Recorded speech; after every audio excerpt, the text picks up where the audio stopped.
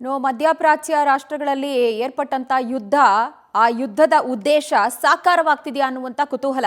Because Iran ಜೊತೆ deal ಬಹುತೇಕ fix ಅಂತ ಅಮೆರಿಕ ಅಧ್ಯಕ್ಷ ಡೊನಾಲ್ಡ್ ಟ್ರಂಪ್ ಹೇಳಿದ್ದಾರೆ.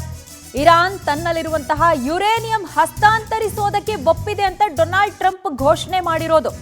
ಅಮೆರಿಕ ವಿರೋಧ ಮಾಡಿದ ಇದನ್ನೇ, ಯುರೇನಿಯಂ ಎನ್ರಿಚ್ಮೆಂಟ್ ಸ್ಟಾಪ್ ಮಾಡ್ಬೇಕು ಇವರು ಅಂತ. ಬಟ್ ನಮ್ಮಲ್ಲಿರೋ ಯುರೇನಿಯಂ ಹಸ್ತಾಂತರಿಸ್ತಾರೆ ಇರಾನ್ ಜೊತೆಗಿರೋದು ಅಂತ ಹೇಳಿ ಟ್ರಂಪ್ ಘೋಷಣೆ ಮಾಡಿದ್ದಾರೆ. ಶೀಘ್ರದಲ್ಲೇ ಯುರೇನಿಯಂ ಹಸ್ತಾಂತರಿಸುವ ಒಪ್ಪಂದ ಸಾಧ್ಯತೆಗಳೀಗ ಕಂಡುಬರ್ತಿರೋದು.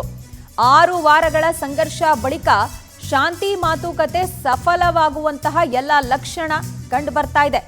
ಅಮೆರಿಕ ಇರಾನ್ ನಡುವೆ ಶಾಂತಿ ಮಾತುಕತೆ ಸಫಲವಾಗುವಂತ ಲಕ್ಷಣ ಇದು.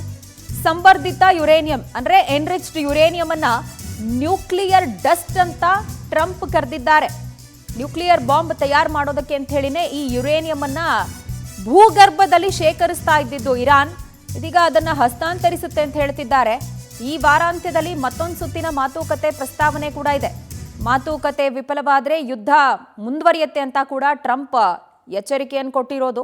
ಬಾಂಬ್ ದಾಳಿ ಮತ್ತು ದಿಗ್ಬಂಧನದಿಂದ ಇರಾನ್ ಮಣಿದಿದೆ ಅಂತ ಅಮೆರಿಕ ಹೇಳ್ತಾ ಇದೆ.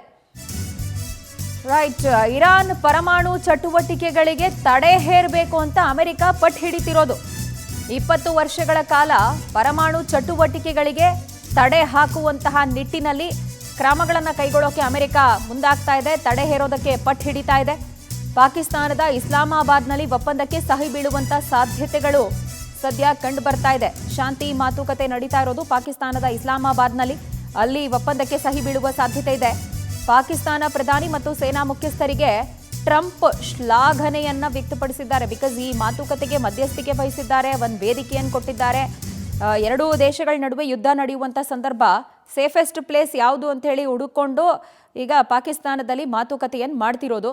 ಈ ಹಂತದಲ್ಲಿ ಪಾಕ್ ಪ್ರಧಾನಿ ಮತ್ತು ಸೇನಾ ಮುಖ್ಯಸ್ಥರು ಈ ಮಧ್ಯಸ್ಥಿಕೆಯಲ್ಲಿ ಭಾಗಿಯಾಗಿ ಇರಾನ್ ಮನವೊಲಿಸುವಂಥ ಕಾರ್ಯದಲ್ಲಿ ನಿರತರಾಗ್ತಿರೋದಕ್ಕೆ ಅವರಿಗೆ ಶ್ಲಾಘನೆ ವ್ಯಕ್ತಪಡಿಸಿದ್ದಾರೆ. ಪಾಕಿಸ್ತಾನದಲ್ಲಿ ಒಪ್ಪಂದ ನಡೆದರೆ ಭಾಗವಹಿಸೋದಾಗಿ ಟ್ರಂಪ್ ಹೇಳಿಕೆಯನ್ನ ಕೊಟ್ಟಿದ್ದಾರೆ. ಇನ್ನು ಕದನ ವಿರಾಮ ವಿಸ್ತರಿಸುವ ಅಗತ್ಯ ಇಲ್ಲ ಅಂತ ಹೇಳಿ ನಾವು ಭಾವಿಸ್ತೀವಿ ಅಂತ ಕೂಡ ಮಾತನಾಡಿದ್ದಾರೆ.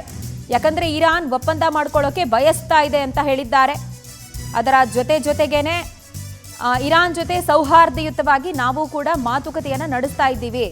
ಯಾವುದೇ ಒಪ್ಪಂದಕ್ಕೆ ಬರದೇ ಹೋದ್ರೆ ಅವರ ಅಡಾಮೆನ್ಸಿ ಹಂಗೆ ಕಂಟಿನ್ಯೂ ಆಯ್ತು ಅಂದ್ರೆ ಮತ್ತೆ ಹೋರಾಟ, ಯುದ್ಧ ಆರಂಭ ಆಗತ್ತೆ.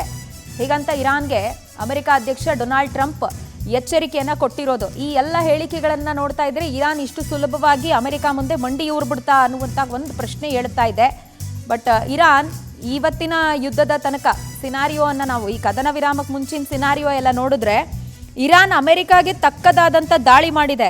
ಎಸ್ಪೆಷಲಿ ಅವರು ಈ ಹರ್ಮೂಸ್ ಸ್ಟ್ರೇಟು ಮತ್ತೆ ಯುರೇನಿಯಂ ಎನ್ರಿಚ್ಮೆಂಟು ಇದೆರಡರ ಕುರಿತಾಗಿ ಬಹಳ ಫರ್ಮ್ ಸ್ಟ್ಯಾಂಡ್ ಅನ್ನ ತಗೊಂಡಿದ್ದು. ಬಟ್ ಈಗ ಅಮೆರಿಕ ಅಧ್ಯಕ್ಷ ಡೊನಾಲ್ಡ್ ಟ್ರಂಪ್ ವ್ಯತಿರಿಕ್ತ ಹೇಳಿಕೆಗಳನ್ನು ಕೊಡ್ತಿದ್ದಾರೆ. ಶಾಂತಿ ಬಯಸ್ತಿದ್ದಾರೆ ಅವರು. ಹಾಗೆ ಅವರಲ್ಲಿರುವಂಥ ಯುರೇನಿಯಂ, ನ್ಯೂಕ್ಲಿಯರ್ ಇದೆಲ್ಲವನ್ನು ನಮಗೆ ಹಸ್ತಾಂತರಿಸ್ತಾರೆ ಅಂತೆಲ್ಲ ಹೇಳ್ತಿದ್ದಾರೆ. ಇಸ್ಲಾಮಾಬಾದ್ನಲ್ಲಿ ಶಾಂತಿ ಮಾತುಕತೆಗೆ ಇರಾನ್ ಕೂಡ ಬಯಸ್ತಾ ಇದೆ ಅಂತೆಲ್ಲ ಮಾತನಾಡ್ತಿದ್ದಾರೆ. ಸೊ ಇರಾನ್ ಇಷ್ಟು ಸುಲಭವಾಗಿ ಅಮೆರಿಕ ಮುಂದೆ ಸೋಲೊಪ್ಕೊಳ್ತಾ ಅಥವಾ ಮಂಡಿಯೂರ್ತಾ ಅನ್ನುವಂಥದ್ದು ಒಂದು ಕಡೆ ಆದರೆ ಅಟ್ಲೀಸ್ಟ್ ಯುದ್ಧ ನಿಲ್ಲುತ್ತೆ. ಈ ಯುದ್ಧದ ಎಫೆಕ್ಟು ಬೇರೆ ದೇಶಗಳಿಗೆ ತಟ್ಟೋದು ಕಡಿಮೆ ಆಗುತ್ತೆ ಅನ್ನೋದು ಸಮಾಧಾನಕರ ಸಂಗತಿ.